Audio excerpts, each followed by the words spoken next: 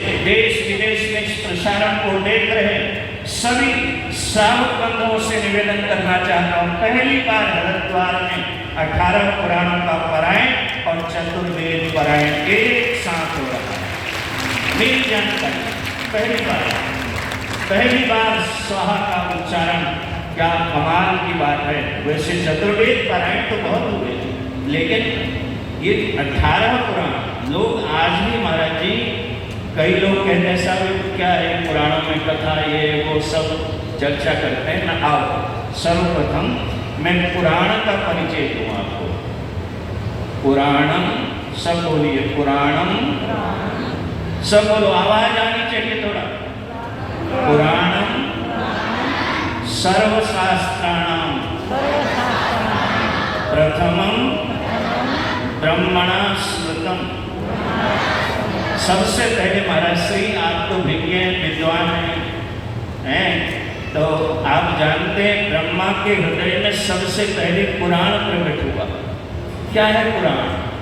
पुराणी जीव अंतःकरणानि हृदयानि अनयति, जो आपके हमारे हृदय को पवित्र करे, पावन करे, वो पुराण। और कलयुग में वैसे तो भगवती भगवान से मिलने के अनेक साधन हैं, लेकिन कलयुग में पुराण श्रवण सबसे श्रेष्ठ साधन है, जिससे साध्य की प्राप्ति हो सकती है। ये श्रीमद् देवी भागवत जो है ना, क्योंकि आप तो पुराणों के ज्ञाता हैं, श्रीमद् भागवत के श्लोक बोलने बहुत सरल हैं। वो अनुष्टुप छंद में है, 32 ज़्यादा श्लोक अनुष्टुप छंद में है, 32 अक्षरों का होता है। लेकिन मैं आपको निवेदन करूं, वेदों के जो गहरे दृष्टांत हैं, उपनिषद के जो गहरे सिद्धांत हैं, वो अगर आपको कहीं देखने को मिलेंगे तो श्रीमद् देवी भागवत महापुराण में मिलेंगे। प्रथमम मातुरेव स्थानम, प्रथमम विद्यते, पहला स्थान है माँ का। किसका है? यदि माँ ना होती साहब तो इस दुनिया में कुछ भी नहीं होता। भगवान ने अपना एक स्वरूप माँ के रूप में प्रकट किया है, और जो माँ के रूप में प्रकट किया, बोले क्यों किया? बोले मैं सब जगह नहीं पहुँच सकता, तो मैं सब जगह पहुँचने के लिए माँ को सब जगह पर पहुँचाऊँ। कोई ऐसा नहीं है जो शक्ति का उपासक नहीं है, कोई ऐसा नहीं है जो शक्ति का आराधक नहीं। हमारे ऋषियों की जो परंपरा चली आई, मैं आपको निवेदन करूं, चाहे वो वशिष्ठ हो, चाहे वो वशिष्ठ के पुत्र हो शक्ति हो, चाहे वो पराशर हो, चाहे वो व्यास हो। अभी आपने सुखदेव जी की उत्पत्ति का प्रसंग और हरिग्रीव अवतार की कथा सुनाई। आइए, ये किन परिस्थितियों में श्रीमद् देवी भागवत की कथा हुई, ये घटना बड़ी विलक्षण है। पाद्म कल्प में परीक्षित महाराज की मुक्ति श्रीमद् भागवत को श्रवण करने से होगी। लेकिन ये जो कथा है, आप में से कोई बता सकता है कि ये कथा श्रीमद् देवी भागवत के किस कल्प की है? हाँ जी, आप तो कुछ बोलते नहीं हो। रघुपति राघव राजा राम, जैसा मौका वैसा राम। ये कथा किस कल्प की है? हाँ? अच्छा, आपकी आवाज यहाँ तक नहीं आ पा रही होगी महाराज जी, तो क्योंकि ये तो हमारे मोहल्ले में है, ये ज्ञानियों का मोहल्ला है साहब। इन मस्तों की बस्ती में आता है कोई कोई, रोती है दुनिया, गाता है कोई गाता है। ये जो श्रीमद् देवी भागवत की कथा है, ये सारस्वत कल्प की है। कौन से कल्प की है? सारस्वत कल्प में परीक्षित की मृत्यु के 3 कारण। कोई निमित्त तो बनेगा। अब जिस घर में हम रहते हैं, हमारे पिता भी रहे, उनके पिता भी रहे, तब तो बात बनेगी नहीं। ये सारस्वत कल्प की कथा है। परीक्षित की मृत्यु के 3 कारण बने। पहला कारण है ब्राह्मण का श्राप। क्या है? देखो, प्रकार में भिन्नता है। एक श्लोक आप श्रवण कर लो पहले। देवी भागवतम तत्र, सब उच्चारण करो। देवी भागवतम तत्र,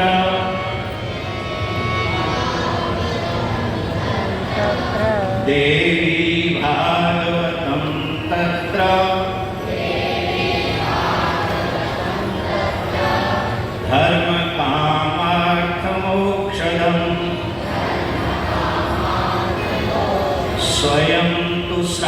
भावयामास जनमे जय भूपतिम। देखो, जब परीक्षित की मृत्यु के 3 कारण बने, ब्राह्मण का साप, सर्पदंश और अंतरिक्ष, और एक दिन परीक्षित ने महाराज 2 घटनाएं श्रीमद् देवी भागवत में बड़ी विलक्षण है। अब कथा तो आपको सुनानी है, क्योंकि ये काम जो है ना, थोक वाला काम आपके पास है, हम तो थोड़ा सा जो है ना हाथ उड़ा रहे हैं। बोलो सांचे दरबार की। मैं आपको निवेदन करना चाहता हूँ, स्वप्नावस्था में महाराज को सपना आया। स्वप्नावस्था में महाराज जन्मेजय को परीक्षित ने कहा कि बेटा, मेरी मुक्ति नहीं हुई, मेरे लिए कोई सत्कर्म करो। तब जन्मेजय भगवान वेदव्यास के चरणों में आते हैं, भगवान वेदव्यास को प्रणाम करते हैं। देखो, कहीं समाधान ना मिले तो फिर गुरु घर में आ जाओ। जो समाधान कोई नहीं दे सकता है, वो समाधान आपको आपका सद्गुरु दे सकता है। जीवन में जो भी समस्याएं आपके पास आई हैं, उनका समाधान आपको दाएं बाएं नहीं मिलेगा, उनका समाधान आपको गुरु घर में मिलेगा। महाराज जन्मेजय ने भगवान वेदव्यास के चरणों में अपना सिर रखा। और आजकल के चेले तो महाराज जी गुरु जी को प्रणाम भी नहीं करते हैं, अब तो हाथ मिलाने वाला चक्कर आ गया, या दूर से ऐसे करते हैं। प्रणाम किया और इतना रोए जन्मेजय, व्यास जी के चरण का मानो प्रक्षालन कर रहे हैं, पाद प्रक्षालन कर रहे हैं, बहुत रोए। तब भगवान वेदव्यास ने कहा, जन्मेजय तुम क्यों रोते हो? बोले, मेरे पिता की मुक्ति नहीं हुई। मैं जब भी सोता हूँ मुझे सपना आता है, और सपने में मेरे पूज्य पिता परीक्षित कहते हैं, बेटा जन्मेजय, मेरे लिए कुछ करो, मेरे लिए कुछ करो। पूज्यपाद स्वामी अखंडानंद जी महाराज ने भी एक संस्मरण लिखा हुआ है। उन्होंने जो बद्री विशाल में कथा कही थी, बिहार का एक सेठ, उसका एक पुत्र, उसने कहा था कि मैं मुक्त नहीं हुआ हूँ किसी विद्वान महापुरुष से।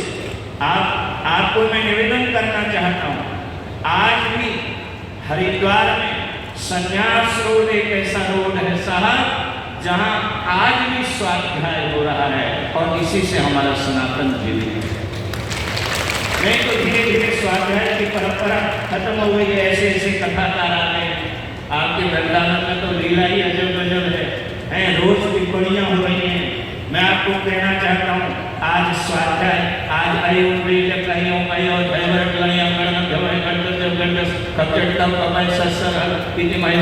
ये सब खत्म होता जा रहा है, और इसको अगर जीवित रखा हुआ है, मैं कहना चाहता हूँ, मेरे दाईं ओर विराजमान पूज्य महामंडलेश्वर साधना सदन वाले महाराज श्री जैसे संतों ने जीवित रखा हुआ। आज भी इस देश में कुछ जगह ऐसे हैं, कुछ स्थान ऐसे हैं जहाँ स्वाध्याय हो रहा है। भगवान वेदव्यास ने एक बात कही जन्मेजय से, जन्मेजय तुम एक काम करो। आप सुना रहे थे, व्यास जी ने वेदों का विभाग किया, पुराणों की रचना की। उन्होंने पंचम वेद के रूप में महाभारत को प्रस्तुत किया, पंचमो वेद उच्यते। लेकिन भगवान वेदव्यास कहते हैं, ये सब मैंने किया। अब श्रीमद् भागवत का प्रकार अलग है, क्योंकि सारस्वत कल्प का प्रकार अलग है। बोले, मैंने ये सब कुछ किया, लेकिन मुझे संतोष नहीं हुआ, मुझे संतुष्टि नहीं हुई। फिर मैंने एक रचना और की, तो मैंने उस रचना को रचना भी तीसरे तल की है। वेदांत परिभाषा में पहले 3 तल का वर्णन है। आप तो महाराज जी जानते हैं, हम तो पुराणों वाले हैं, आप तो वेदांत वाले हैं।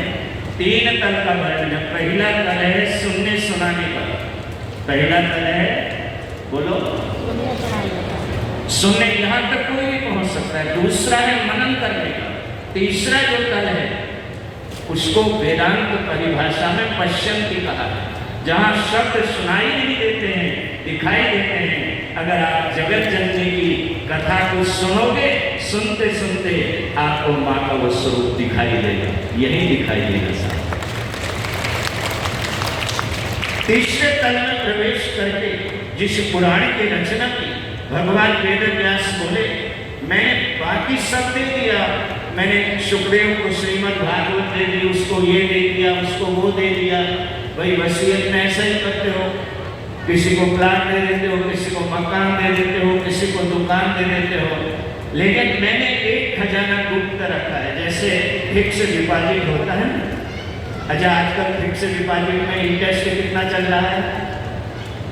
हाँ जी, ये अशोक जी से पूछो, हैं 8.25।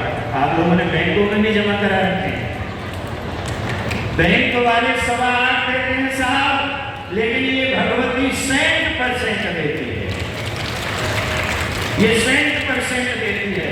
इसलिए माता जी आपने बहुत बड़ा काम किया। हमने हिमालय में तो श्रीयंत्र की स्थापना की थी, हमने 2017 में उसका लोकार्पण कराया, बहुत भव्य उत्सव हिमालय में हमने किया था। लेकिन मैं साधुवाद देता हूँ कि ऐसा लगता है आप श्री विद्या के जानकार हैं और आपने श्रीयंत्र की स्थापना संन्यास रोड पर की। ये पहला श्रीयंत्र है संन्यास रोड। आपको मैं निवेदन करूं, ये विनोद नहीं है महाराज जी। हमारे यहाँ वेदों में सूक्त हैं और वेदों में हमारे यहाँ पुरुष सूक्त भी है, वेदों में श्री सूक्त भी है, वेदों में इंद्र सूक्त भी है, 1000 कुछ सूक्त वेदों में है। अब आप देखिए जो श्री सूक्त है इसमें 15 मंत्र हैं 16वें फलश्रुति में हैं। अब देखो पहला मंत्र है, आप सब बोलोगे ना तो शाम से ही नोटों के बंडल आने शुरू हो जाएंगे। बोलो देखो तुम्हारी आवाज ही बदल गई। ये तुम्हारा दोष नहीं है, लक्ष्मीकांत प्यारेलाल का कैरेक्टर है। सब बोलने लग गए, संगीतकार भी बोलने लग गए। हिरण्यवर्णां हरिणीं सुवर्णरजतस्रजां चन्द्रां हिरण्यमयीं लक्ष्मीं जातवेदो मानवः ताम् आवह जातवेदो लक्ष्मीपदगामिनीं यस्यां हिरण्यवृत्तेयं नाम सम्पुरुषाणाम्। आज महाराज जी ये विद्याएं लुप्त होती जा रही हैं। अब वो दूसरा खेल शुरू हो गया है। अगर वेदों में जो सूक्त हैं उनको आज भी राष्ट्र के सामने कोई प्रस्तुत कर रही है, वो परम वंदनीय संतोषी माता है। अब यहाँ इतना समय नहीं कि मैं वो सब आपके सामने रख सकूं। मैं दो चार बूंदे 2-4 बिंदु मैं आपके सामने रखना चाहता हूँ। एक काम पर जन्मे एक खजाना मैंने गुप्त रखा, जैसे एक आध एफडी छुपा के रखते हो ना कि संकट काल में उसको तुड़वाएंगे। भगवान वेद व्यास बोले मैंने श्रीमद् भागवत अन्य पुराण किसी न किसी रूप में दे दिए, लेकिन एक खजाना मैंने गुप्त रखा। बोले उसका नाम क्या है? बोले उसका नाम श्रीमद् देवी भागवत पुराण। ये 18 पुराणों के मध्य में है महाराज श्री, 18 पुराणों के मध्य में है। ज्यादा श्लोक बोलेंगे तो लंबा हो जाएगा काम। मैं आपको निवेदन करूं, मैं आज तुम्हें श्रीमद् देवी भागवत की कथा को श्रवण करने के लिए, और ये कथा कैसे श्रवण की है जन्मे जाइए।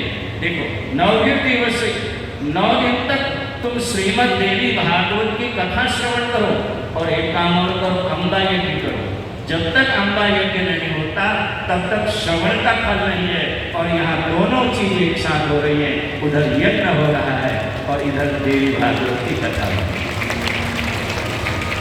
अम्बा यज्ञ करो और महाराज तब जन्मे गए महाराज अम्बा यज्ञ करते हैं और श्रीमद् देवी भागवत की कथा क्रम से अभी जैसे आपने श्रवण किया सुखदेव जी की उत्पत्ति, देखो श्रीमद् देवी भागवत में बिना बादल की वर्षा, यहाँ बादल है। अब देखिए भगवान वेद व्यास जहाँ रोज बैठ करके यज्ञ आदि करते थे, सामने वृक्ष था, उसमें गौरैया पक्षी ने पहले अंडे दिए, और एक दिन जब वो अंडे टूटे तो पुत्रेष्णा हुई। अब मैं निवृत्ति मार्ग का हूँ, और निवृत्ति मार्ग का प्रवृत्ति में जाए तो जब समाधान नहीं मिला, जैसे श्रीमद् भागवत में है कि देव ऋषि नारद आए, एकदा विशालाय देवर्षि नारद आए और भगवान वेदव्यास ने उनका स्वागत किया। हिमालय में जिस आश्रम की आप चर्चा कर रहे थे, अहो देवर्षि धन्यो यत् कीर्तिशार गायक मात्र वेदंत्या रमयत्या करो जगत। यहाँ भी कुछ ऐसा ही घटा। जब व्यास भगवान वेद व्यास को संशय हुआ, उसी समय एक विमान आया, उस विमान में भगवती की ध्वजा लगी हुई थी। वो विमान उतरा और देवर्षि नारद ने कहा, व्यास जी आप चिंता मत करो। क्यों आप चिंता करो? श्रीमद् भागवत में भी कहा है आप चिंता करो। और यहाँ थोड़ा सा प्रकार में भिन्नता है। भगवान वेदव्यास बोले पुत्रेष्णा, और पुत्र की इच्छा हुई है और पुत्र के लिए विवाह करना पड़ेगा। तब नारद जी बोले आपको विवाह भी नहीं करना पड़ेगा और आपको पुत्र की भी प्राप्ति हो जाएगी। अब आप बताइए, ऐसा विज्ञान कहीं है विवाह भी ना करना पड़े और पुत्र की प्राप्ति हो जाए? है ऐसा विज्ञान अगर आपको देखना है तो श्रीमद् देवी भागवत में है। और जब यज्ञ कर रहे थे उसी समय एक घृताची नाम की अप्सरा महाराज जी ऊपर से उतरी, और जब घृताची नाम की अप्सरा ऊपर से उतरी तो व्यास जी का जो तेज था वो अरणि मंथन के समय में अरणि में गिरा। इसलिए सुखदेव जी का एक नाम अयोनिज है तो एक नाम उनका अरणिज है। परीक्षित का कि मुक्ति के लिए जन्मेजय ने 9 दिन तक श्रीमद् देवी भागवत को श्रवण किया, अम्बा यज्ञ किया। अब 9वें दिन जो घटना घटी, 9वें दिन फिर एक विमान उतरा। जब ब्राह्मण पूर्णाहुति कर रहे थे ना, सबके हाथ में श्रीफल थे, जो पूर्णाहुति हो रही थी, एक दिव्य विमान उतरा और उस विमान से देवर्षि नारद निकले और उन्होंने कहा जन्मेजय रुको, 1 मिनट के लिए पूर्णाहुति रुको। और नारद जी के भी आंख में आंसू थे, जन्मेजय की आंख में आंसू थे। देवर्षि नारद ने कहा जन्मेजय मैं तुम्हारे पूज्य पिता परीक्षित से मिल के आया हूँ। तुम्हारे पूज्य पिता परीक्षित ने कहा मेरे बेटे जन्मेजय को कह देना जा करके कि उसने मेरे निमित्त जो सत्कर्म किया था वो सत्कर्म मुझे प्राप्त हो गया है और उसी के प्रभाव से मैं माँ के दिव्य लोक मणिद्वीप को जा रहा हूँ।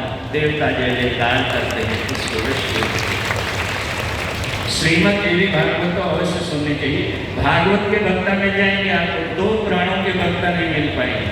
कुछ ही हैं श्रवणानंद जी महाराज जैसे, हाँ कुछ ही वक्त हैं, एक श्रीमद् देवी भागवत और एक शिव महापुराण। अब आप देखिए श्लोक श्रीमद् भागवत सदा सेव्या सदा सेव्या। अब आप शिव पुराण को देखिए, 3 बार है वहाँ, सदा सेव्या पुराणा नाम विशेषतः। आप देवी भागवत को देखिए, सदा सेव्यम यहाँ सदा सेव्यम श्रीमद् देवी भागवत में है। तो माता जी ने बहुत सुंदर दिव्य और भव्य आयोजन यहाँ आयोजित किया है। और जब कथा हो रही है तो इसमें दूसरे के बोलने की तो जरूरत ही नहीं पड़ती, ये तो माँ का प्रेम है। तो इन्होंने इनका आदेश था कि हम लोग यहाँ आए। मैं अपनी ओर से और अपने पूज्य गुरुदेव तपस्वी कल्याण बाबा जी अमरकंटक वालों की ओर से हम बहुत शुभकामनाएं देते हैं। साधना सदन से भी हमारा बहुत गहरा संबंध रहा है, कई दशकों का। हम भी महाराज जी आज के नहीं हैं, हम लोग जो है आज के नहीं, बचपन से ही हम लोग संतों में आ गए थे। और मैं कह सकता हूँ देश के उन शीर्ष संतों का, पूज्य वामदेव जी महाराज जैसे संतों का मैंने एक सम्मेलन कराया था 24 वर्ष पहले उज्जैन में। मैंने उसमें पूज्य रामसुखदास जी महाराज को, आचार्य महामंडलेश्वर लोकेशानंद जी गिरि जी महाराज जैसे संतों को मैंने उस मंच में पूज्य वामदेव जी महाराज जैसे संतों को आमंत्रित किया था। ऐसे संतों का पूज्य अखंडानंद जी महाराज, हम तो शुभता भक्ति में रहते थे वहाँ, अब तो बढ़िया हो गया, आपका वृंदावन चकाचक हो गया है। पहले तो वहाँ माला भी नहीं दिखती थी, आज तो वृंदावन में माली